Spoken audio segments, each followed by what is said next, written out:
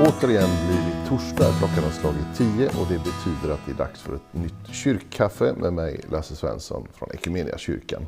Varmt välkommen med den här halvtimmen där upplägget är precis som det brukar. Jag har en trevlig, eller i det här fallet 2 trevliga gäster som jag kommer att prata med under den här halvtimmen. Och jag sänder just nu från Väskåsgården, Equmeniakyrkan Lerkil.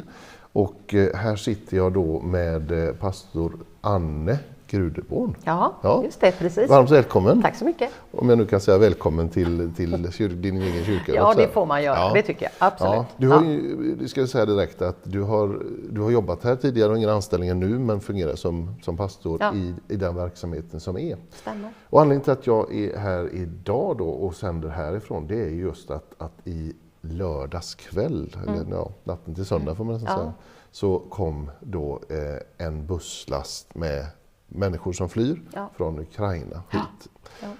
Väskåsgården, Equmeniakyrkan Lerkil, det är ju liksom samma sak, men det finns en lägergård här, Anne. Det gör det. Det finns en lägergård. Hur många bäddar finns här? Ja, vi har nu så att vi kan ta emot gäster från Ukraina, så 50 stycken. Och sedan så har vi också en del sängar också som volontärer och sånt kan finnas i över nätter och sådär som behövs. Det här är en församling som vi båda är medlemmar i och som grundades för, vad brukar vi säga? Vi brukar säga 6 år sedan, kanske. Ja. Jag har sagt 5 år nu i 3 år, så att det är förmodligen det är nog mer. 6 år sedan. Så att det är fortfarande en liten församling. Ja, det är det. Och har drabbats hårt under pandemin. Det har inte varit så enkelt här heller. Nej, det är riktigt. Men så nu är det inte så jättemånga som från församlingen som finns och kan vara med och jobba för att ta hand om alla gäster som kommer här. Hur har det gått till och hur gick processen fram till att man sa att men det är klart att vi ska ha ukrainare här? Just det, precis. Ja, men det var många saker som liksom sammanverkade med varandra. Det ena var att vi i styrelsen började prata om att vi var ju med 2015 också och tog emot flyktingar då. Och vi sa att nu behöver vi börja rusta för att så småningom, det kommer ju komma människor från Ukraina som behöver hjälp. Och samtidigt som det så är det en utav dem, David heter han, en utav våra nära vänner till församlingen som har varit här på spagettikyrka och det ena med det andra. Han tog kontakt med mig och sa det att vad kan vi göra liksom som familj så? Vad kan vi göra i närtid och längre fram om ni ska göra någonting i kyrkan? Och då sa jag det att vi gör det tillsammans istället. Så vi bestämde att vi skulle träffas. Och så att det blev en liten grupp som skulle ses. Och samtidigt som detta skedde så tar då en kille som heter Dick, som finns i Equmeniakyrkan Fiskebäck, kontakt med oss och frågar om vi kan. Då har han varit här på ett konfirmationsläger som någon fadderpappa där och ser då Väskåsgården för första gången och tänker att han kör buss nämligen. Och de planerade att åka och hämta flyktingar i Warszawa. Och då behövde han ju någonstans för dem att bo. Så då frågade han om vi kunde ombesörja det. Och då var ju vi redan igång, så det sa vi att det är klart att vi gör. Det är klart vi gör. För det här nu är vi precis så där i början. Och det är ju inte helt klart var allt ansvar hamnar. Så det är Länsstyrelsen har visst ansvar och vad det nu är för någonting. Och kommunen såklart, Migrationsverket såklart. Och så att det här är ju ett helt privat, får man ju säga då, initiativ från Equmeniakyrkan Lerkil. Men också har ju otroligt många hört av sig och vill hjälpa till. Ja, det är helt fantastiskt. Vi bestämde oss för att ha ett informationsmöte för de som vi visste ville vara med och hjälpa till. Och det här var torsdags allting går ju så snabbt nu så dagarna flyter lite ihop. Men det var i torsdags förra veckan så sa vi att vi ska ha ett informationsmöte. Och då hade vi ju gått ut med lite rop på hjälp för att kunna klara ekonomin. För att som sagt det har slått ganska hårt under pandemin för oss. Och det här började delas så att folk började swisha in och man liksom upptäckte att nu händer någonting här i Equmeniakyrkan Lerkil. Och vi sa att vi har ett informationsmöte till dem vi visste på torsdagen då klockan 18.30 tror jag det var. Då hade vi har god kontakt med kommunen, så då hade vi också bjudit in kommunen så de kom och var på plats då. Och när klockan väl blev 6:30 så stod vi här helt överväldigade. För jag tror att det var 70-80 personer som kom på det här mötet. Utan att vi hade gått ut med något officiellt att vi ska ha ett möte. Och vi hade också husläkaren här från Valda. För de liksom tog kontakt direkt och sa att nu vill vi vara med redan från början. Så husläkaren och kommunen och vi själva, och du var här också och kunde tala för Equmeniakyrkan. Så att vi hade ett möte här, och det utmynnade i att vi hade gjort ett formulär som man då kunde gå in på webben då och fylla i om man ville bli volontär. Just det. Och nästa dag så hade vi 45 stycken och nu har vi 75 tror jag. Just det. Så det är ett otroligt gensvar från, och det här är ju i närområdet här. Och det är helt fantastiskt. Och så mycket sponsring vi har fått från olika företag och så med sängkläder och allt möjligt vad det nu kan vara. Just det. Så, ja. Och om man då, nu är det ju så att imorgon kommer vi från Equmeniakyrkan gå ut med en skrivelse till alla församlingar, för att det är många som ställer frågor här, så hur ska man tänka, hur ska man göra och sådär. Men nu är ju ni igång här, och vad finns det redan några lärdomar liksom, som ni tänker, som du skulle säga att det här är viktigt att tänka på, om man nu tänker sig i större eller mindre skala gå igång i sin församling, att ta emot flyktingar, hjälpa till på vägen till ett, så det väl oftast är, till ett annat boende. Ja, har du några tips? Nej, men jag tänker att det här att ta kontakt med en nära vårdcentral. För nu har det ju varit så att husläkaren har varit här och man har, igår var Anna här då och vaccinerade covid då. Och just det här om det är någonting som är att man har en nära kontakt, och likaså nära kontakt med kommunen, tänker jag. Att man i samråd lite grann ändå med, även om det blir privat då, just så som det ser ut nu kanske, men att man ändå då i samråd med kommunen liksom försöker hitta bra vägar. Just det. Och men det här också med volontärer. För jag tänker också, det här är ju hela samhället är ju har ju ett hjärta för detta och vill finnas med och hjälpa till på olika sätt. Och där behöver vi också som kyrka och församling liksom öppna våra dörrar, inte bara för de som behöver hjälp från Ukraina, utan de som också vill hjälpa människor från Ukraina. Så att det blir att vi försöker prata mycket om det här, att vi gör detta tillsammans liksom, med de som kommer hit, och det här är ett samarbete som vi gör. Och då alltså, men vad vet du och ni om långsiktighet? Alltså hur de som har kommit nu då, som ju finns en organisation som finns i Polen, och så har det kommit hit via DIK och bussar och sådär, som nämner lite viss samverkan också då med Fiskebäck då. Men vad vet man nu då? Nej, vi vet inte så mycket just nu. Hur länge blir de här som är här? Vi vet inte det ännu. Nej. Vi vet att de är här. Vi vet att de har det bra här. Och det tänker jag också, där tänker jag en sån där viktig sak för oss att känna, att man mitt i den här katastrofen som faktiskt är, får finna glädjen och kärleken i att faktiskt finnas till för varandra. För det känner man ju här runt om, att vi kan skratta tillsammans med varandra, vi kan gråta med varandra, och vi lever ett liv här liksom som är lite... Nej, men absolut inte normalt, men det är ändå ett fint liv just här och nu. Och man måste komma ihåg att man får vara glad i situationen också. Det tror jag är viktigt att bära med sig. Nu är det, hur många här? 50? Ja, nu är det 50. Och det är liksom vad det kan vara här då? Ja, det är vad det kan vara här. Men hur länge tänker du att man kan ha det så här? Alltså, då tänker jag både för människor som bor här, men också framförallt för den här församlingen då, på hur många medlemmar vi nu är, det vet jag inte. 40 medlemmar och 50 gäster. Alltså det är lite, hur länge är det hållbart? Nej, men vi har visionen och tanken och viljan, och är absolut säkra på att vi kommer hålla på tills vi inte behövs längre. Just det. Ja. Tills krisen är över. Arbeta om det för nu blir det. Göra oss överflödiga. Ja. Ja, nej, och det är någonting annat. Man kan ju inte veta, men man får ju gå in i det som man kan. Ja, precis. Du, ja, men det har varit otroligt intressant att också för min del då, såklart att få följa detta och få vara delaktig i det här.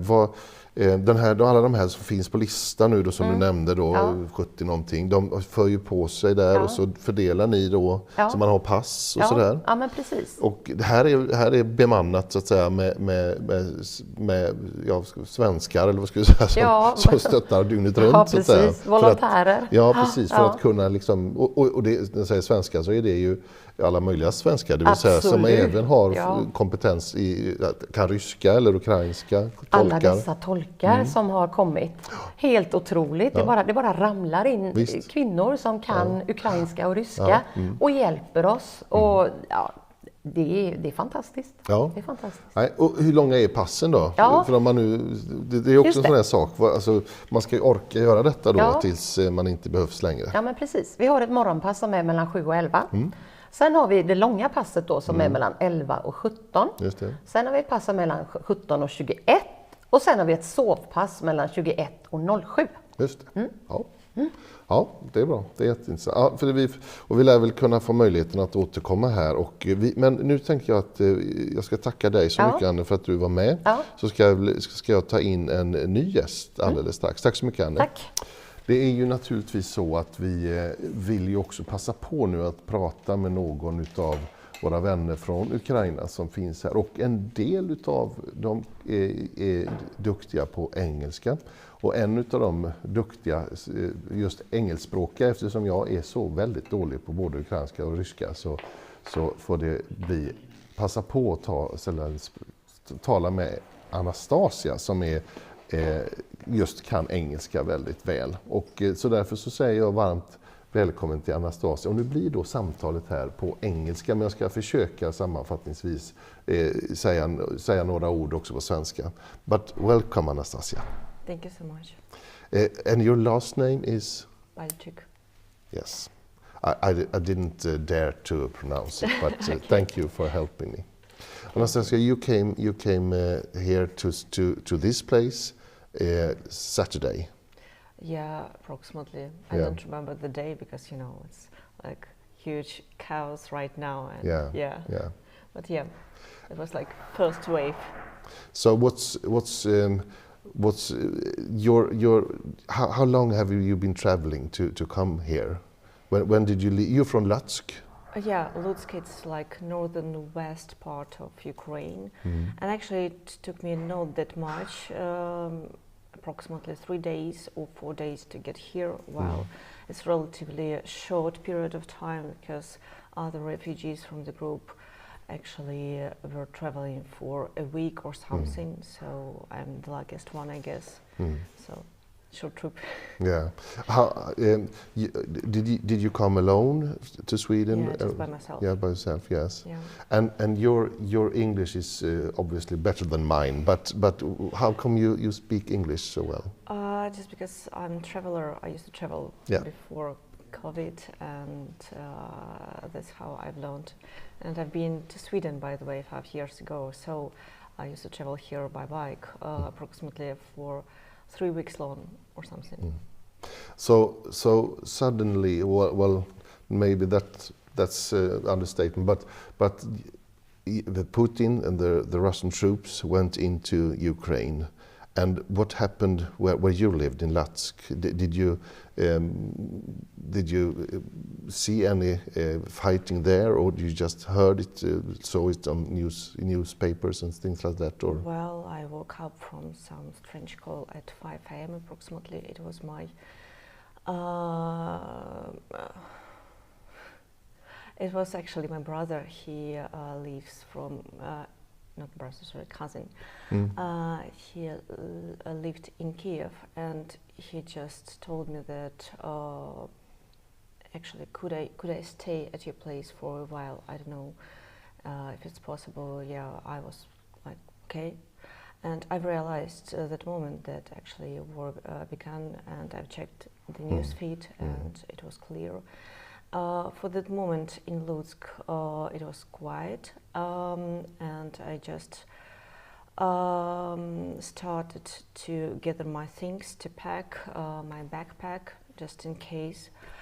And that's how I've heard first bombs. I live nearby, approximately 2 kilometers from military airport, so they hit this airport.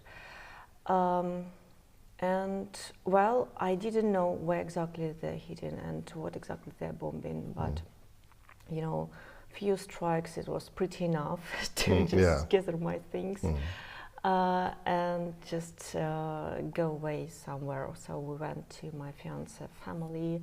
They live like in the city center, and my fiance actually left me there and went to the military office to be hired as to army. Yeah, okay. Just translate. Anastasia berättar här att hon vaknade av att hennes kusin ringde och ville bo hos henne, eftersom det var då som Putins trupper, ryska trupper, gick in i landet och de fick så att säga började fly. Hon bor ganska nära en militärflygplats som också bombades, och då förstod man att det här är allvar och man behövde ge sig av. And then you started to go towards the Polish border? No, actually it took me 2 weeks to make the decision on fleeing, because I didn't want to actually. No one in Ukraine wanted to flee the country, and it was a huge wave of domestic refugees there. For instance, nowadays in my apartment lives domestic refugees from Kiev region, and I used to volunteer all of these 2 weeks and help or rather to make nets for local military services, or rather translating news feed from Ukrainian into English to make people abroad understand what's going on in here. You know, because from the very first day, BBC tend to call the whole war like a crisis, like Ukrainian crisis. But when your neighbor interrupts you in the middle of the night and killing your wife and children, it's not a crisis, it's not a conflict, it's a war actually, it's an invasion. Yeah. So I wanted people abroad to be clear about what's happening in Ukraine. It was my part, my contribution. Yeah, so and you have actually worked as a journalist as well. So you know the craft, how to explain, and of course the language, of course, as well. Yeah, kind of. So it was my help. But so you're the group to mention, the first group that came here to Sweden and to Lerkil in Saturday night late. You have obviously traveled on a bus for a while, and now, of course, you have been living here together. What are the stories? Are people frightened? Are people? I can't imagine how it feels to suddenly have to leave your country and take your children. There's a lot of women and children here, of course. How are they feeling? Is that possible to answer a question like that? Well, frightened. They were frightened back then, back there, and well, nowadays they feel safe. It's really good to hear from them that it's okay. They're starting to back to their routine. It's really important for mental health, but of course all of us were somehow broken deep inside, and we have different stories, from the horrible fleeing from sieged Bucha to relatively safe stories. For instance, like mine, I was just expecting some threat from Belarus, and my family, actually, my parents, they live nowadays in Russia, and they are actually against Mr. Putin, so they opposite almost to the 2/3 of the country, and they were extremely scared of my life, and they asked me to flee. And as far as I know English, I could help refugees in here, and I decided, well, it's going to be like good good step for me. So I just spent approximately 2 weeks alone in a bomb shelter. Like from time to time it was air alert, and some nights we spent there. Well, in 2 weeks from the very first hit, it was they were shelling once again that airport, and I saw the explosion with my own eyes. So it was like, okay, I understand the threat, and it's actually a scary moment. But for this time, just small shaking in my knees, I've mentioned, and clear head, and just the idea that I must somehow survive for next generations, because I'm a teacher. Yeah. I'm an English teacher for youngsters, for students up to kids and teens there, and you may know that lots of schools was destroyed completely there, and I have an idea to get back to Ukraine and build my own school, and maybe just one. My fiance is architect, and I think he will help after getting back from the army. And yeah, we have like a mission. Yeah. And we all want to actually get back to Ukraine as soon as war going to be won by our military forces. Yeah. Is it possible to stay connected to your fiancés and the other ones in the group? Is it possible to the phones are working? Lucky we have some connection, and people in my group still have lots of relatives in Ukraine. They're connected every day, and actually news are getting worse. For instance, the shelling is getting more severe, and people actually spend more and more time in bomb shelters. Well, you can imagine it's not the closest place to stay.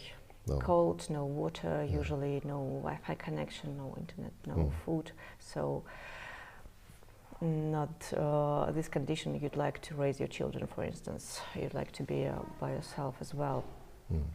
And lucky me, I have the contact with my fiance.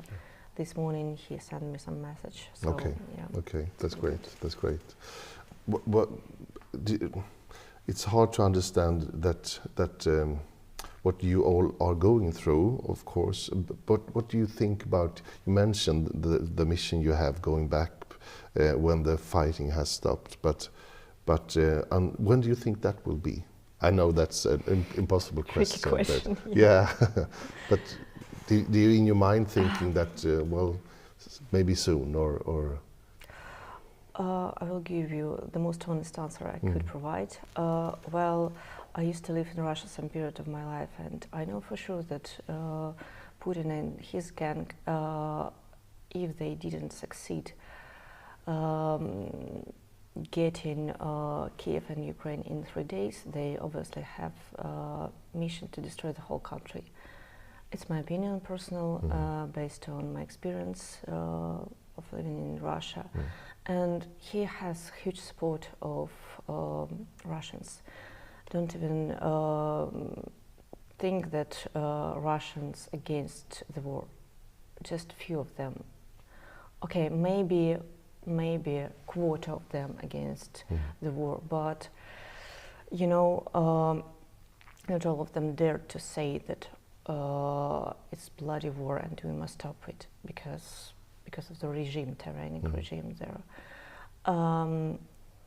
But 2/3 of population obviously or support or even don't care at all. So I don't know which is worse. And yesterday my mom told me the story of speaking with one of them, with one of the Russians there. It was quite old lady. She told, I have good news. Mom was surprised. What kind of news could you have, like good nowadays? Well, Russian troops gonna take Kryvyi Rih, it's city in Ukraine, relatively soon. So what the good news is. Well, I couldn't go there for quite a long time because of Ukrainian Nazis, and now I could finally visit Kryvyi Rih. Do you have some relatives there? Yeah, I do. But they could be killed by Russian soldiers. Do you aware about this? Yeah, it would be even better, because actually we didn't get well with them. So could you feel the cynism they have? Yeah. They don't have any intention to save us, to keep us alive, to wish our good life. So they're gonna, or destroy the whole country. Yeah, it's very hard to understand what will be the outcome of this war, and of course we are all worried that it will escalate, and of course your people, the Ukrainians, are in the midst of this war, and we really are hoping and praying that the war will end very soon, of course, and we can help building the country back up and help with the school and so on. But when you're here now, is it something? Was it like to be here now? Is it like you would just want to go home, or are you imagining a future for several years in Sweden, or what are your thoughts? To be honest, we don't have such a long time of perspectives. We have just, we're planning this day and maybe next day. It's like the horizon of our planet. Yeah, of course. Yeah, and thank you guys. We've been treating here really well, and it's incredible support. You can't even imagine how grateful we are for this. And just here we have a nice place to stay, really good. Some rooms for sleeping, good food, incredibly good food. So, and nature is helping us as well, because while you're walking, you're just coming down and down. And as far as we extremely worried about what's happening in Ukraine, and for our own future, your support is incredibly important nowadays. Thank you. What about planning forward? Well, almost all of us actually would like to get back home. Of course. If we have some homes left there after shelling, you never know. Well, still, it's like our basic intention. For now, we actually would like to somehow pay back to Sweden for this support, for your help. So we're just waiting for our permission to work here, and as far as we have it, we're gonna actually work here, somehow contributing to your economy and our economy as well. So I don't know what to say else. We don't have any plans. We're just, behaving with the flow. Yeah, of course, I understand that. And thank you so much, Anastasia, for taking this time to speak with us. Thank you for the invitation. And I'm so happy that you are here now and that you are safe. But of course, we are all worried about your relatives and all the people in Ukraine that are suffering, of course. But thank you so much for participating in this Kyrkkaffe, as you call it. Thank you so much. Thank you so much for invitation. Och nu har jag ju inte översatt alls så mycket som jag hade förutsatt mig, men jag hoppas att ni förstod. Och annars bara helt kort, det är ju så att Anastasia är ju också lärare, engelska lärare, och hennes fästman är arkitekt, och de hoppas ju att få vara med och bygga upp landet igen så snart som det bara går. Men framtiden är ju så oviss. De har inte ens varit en vecka ännu här i Sverige och vet ju inte alls om det här är hur pass lång eller kort sikt detta är på. Men vi får väl antagligen fortsätta föra de här samtalen med vännerna här framöver någon gång, kan vi komma tillbaka. Vi hoppas ju att det här blir kortvarigt, men vi vet ju ingenting om detta.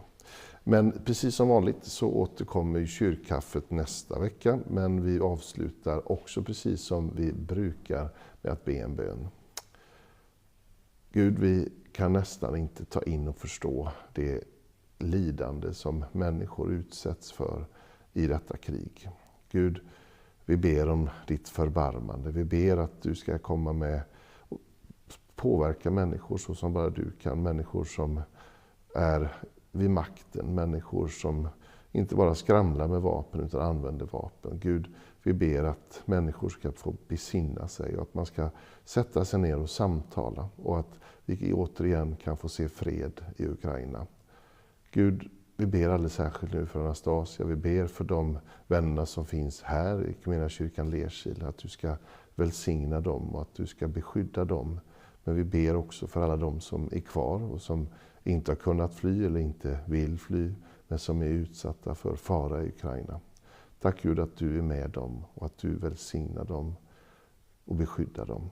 Så ber vi för oss själva, för oss tillsammans, för oss som mänsklighet, att du ska använda oss, att du ska hjälpa oss och resa upp oss så att vi får arbeta för fred och försoning överallt där vi också finns. Så lägger vi resten av den här dagen i dina händer. Amen. Ja, vänner, nästa vecka är det ett nytt kyrkkaffe och jag undrar om det inte är så att nästa vecka är det där 100:e avsnittet. Det får vi se om vi kommer ihåg att göra någonting med det. Men det kan vara så att vi hittar på något fantastiskt också då, ska jag säga. Varmt tack säger jag igen till Anne och Anastasia som vi fick tala med här idag i kyrkkaffet. Och nästa vecka är du välkommen som vanligt klockan 10 då torsdag. Ha det jättebra och tack för idag. Hej då!